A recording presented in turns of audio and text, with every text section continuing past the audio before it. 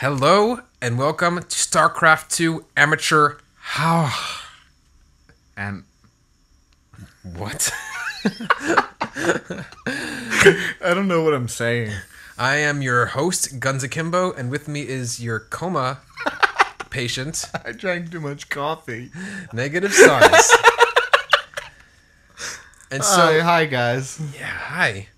I don't even know what we're watching today. I just pulled it off the Starcraft.org forums, and I think it's going to be good. Yeah, I hope so. And the guy's name is Ragnarok. Yeah, which is pretty cool. Oh, and also, quick shout out to everyone on the on iTunes.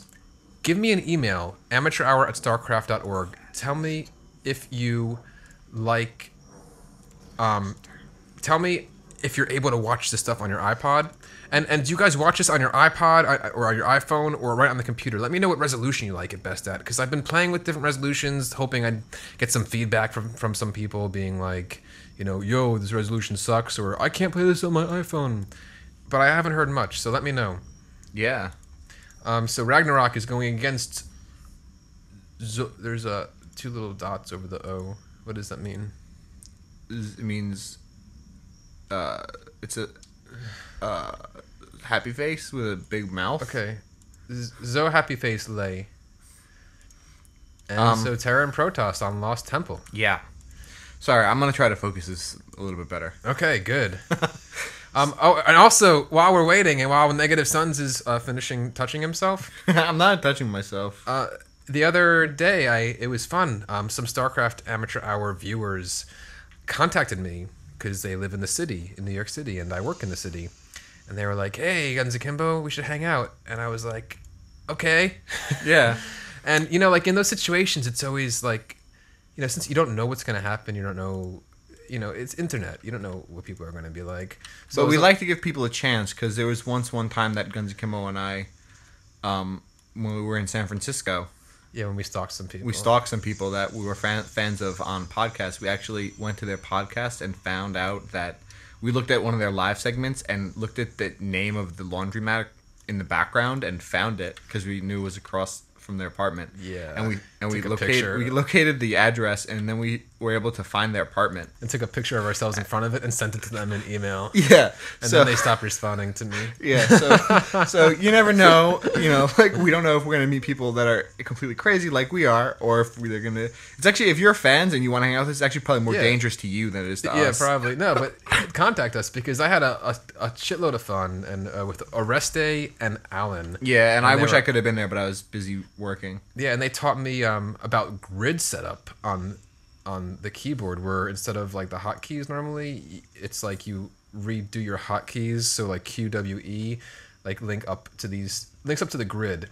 Yeah, so it's like visual it's style in on order. your So keyboard. Q would be move, and W would be stop, and E would be whatever button that is. But it all matches up, so it's like a visual representation on the left hand of your keyboard of all of the command card on the user interface, which is pretty cool. And it depends on what your you know, how you learn best. You know, If whether you learn visually or phonetically. But if it's something that you think would help you, check it out, give it a try, because for some people it works awesome, and it's all about how you're going to memorize what buttons to press and make your fingers faster. Well, fingers. They both swore by it, saying, you know, A lot of people do. A lot of people swear by. I'm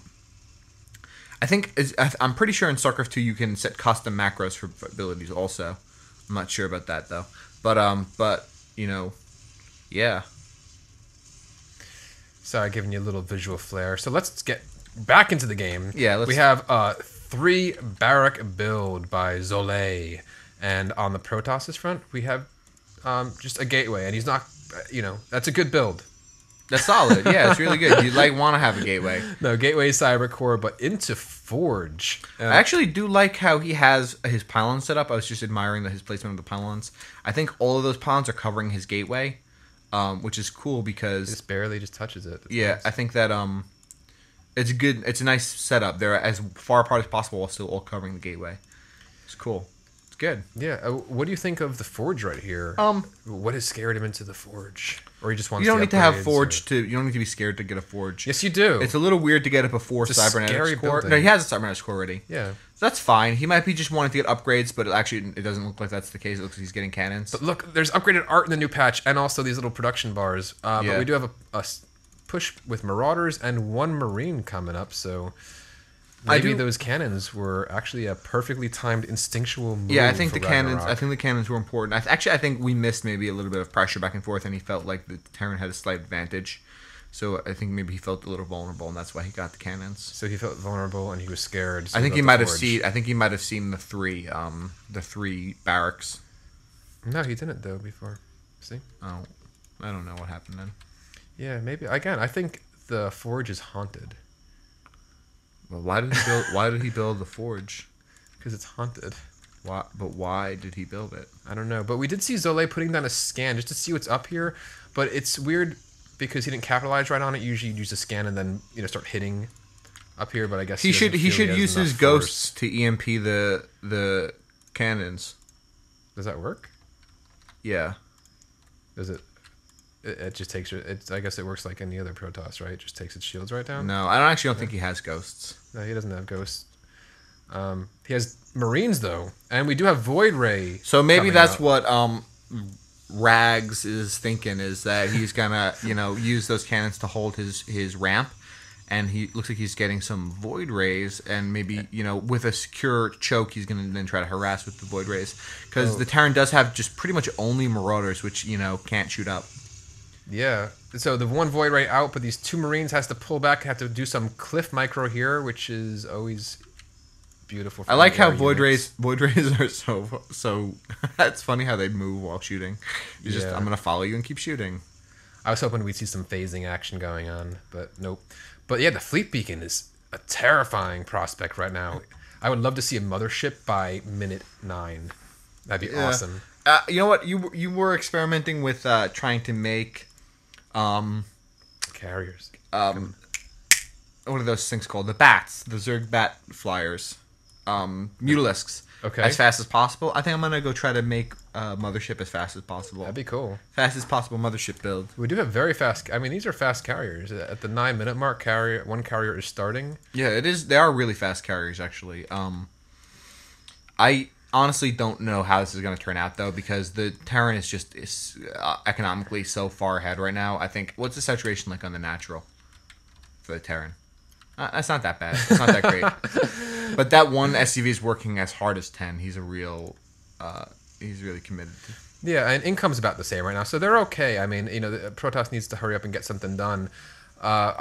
I would be a little bit afraid as the Protoss in investing in carriers right now, because you only have one carrier, and the Terran has so many units. If he did a push right now, there's a good chance he could break. Yeah, Terran is really ahead on supply. Oh, got the snipe. Losing units like that, as Protoss, when you're teching this hard, losing units like that is really not really what you want to have happen. Ideally, you'd want to preserve those units and not have them die. But carrier's taking so long to finish, but finally coming out, and it's going to be great. By the time he gets to the base, all of his little interceptors will be built. But I don't know if this force can take the Terran army. I'm kind of excited to see what happens. This is going to be a pretty as close long battle. as he can kill the Marines. How many? What's his zealot count? 500. Yeah, 500 zealots. 2 zealots. As long as he can kill the Marines, it looks like those Marines are going to target the carrier immediately, and it should go down pretty quickly. We're pulling back, but this interceptor's still here, and he does take down the Marines. So now there's nothing left that can shoot the carrier for the Terran. This is actually exactly what the Protoss wants to have happen. Wow, this is actually working really well. Yeah, the fact that those interceptors lingered, even as Ragnarok went back over that cliff, was huge in that battle. Yeah, and the extra hit points of the carrier actually really coming into play now. If it was a Void Ray, it would probably be dead by now. Here's a second batch of Marines, though. Let's see how the carrier stands up this time. But the interceptors are going to tear these Marines apart. These Marines are falling so quick. Yeah, Damn, wow. carrier's OP. Wow, that's really good. One carrier push. I think I gotta try that. I've never seen this before, actually. Yeah, I've been always trying to think about interesting ways to use a carrier. Oh wow, I'm so glad I didn't know It this. is a one carrier push. We have a second carrier coming out to back him up, but yeah, this is like a actually no, we don't. What do we have? Well, I'm not. Yeah, we do have a second carrier. This is a one carrier push. It's awesome. I would love to see him fly around in the back though, and I guess he's trying to take out the Marines as fast as possible and trying to win it here. But you could also just easily fly the carrier around to the SCVs and take out SCVs. Wow, that's cool. That's really cool. And these one missile turret to try to hold all this off. I don't know how that's gonna fare. At least the cool thing care of the interceptors. Yeah, the cool thing about the missiles, about having carriers against missile turrets, is that missile turrets often won't shoot at the carrier.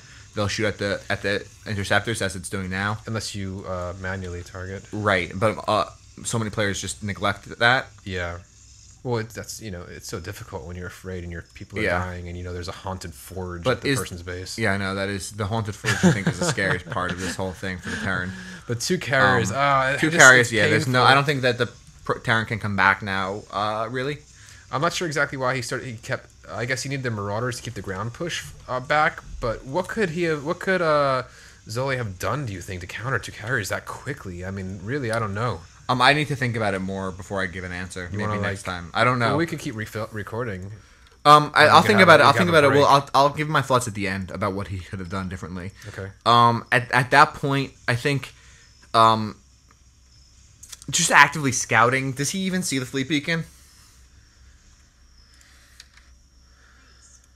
Yeah. Yeah. So he saw it in a scan. So I don't know if you saw it before or after, but I mean, if you see a fleet beacon, I guess I think the thing is against a build like this where it's so uncommon. I've never seen this before ever. Yeah, this is very early. I've never seen a one carrier push before. Yeah. I'm really amazed that worked. And again, like just the fact that these interceptors work differently in StarCraft 2 than they do in 1, it just really in StarCraft 1 this wouldn't be possible. What do you mean? Like the interceptors come more out in bursts in StarCraft 1. They linger. They linger in StarCraft 1 too. You just have to know how to control them. This much? No, not this much. You're right. Yeah, they don't come out. I mean, they really have a long, very long radius. Carrier control is really... He says puny Terrans. That is futile. I like him. I think carriers really have interesting control mechanics because as soon as the interceptors actually kill something, they will return to the carrier. If you watch, as soon as they actually kill that building, those interceptors will come back. But if you change their target before that thing is killed, they'll stay out.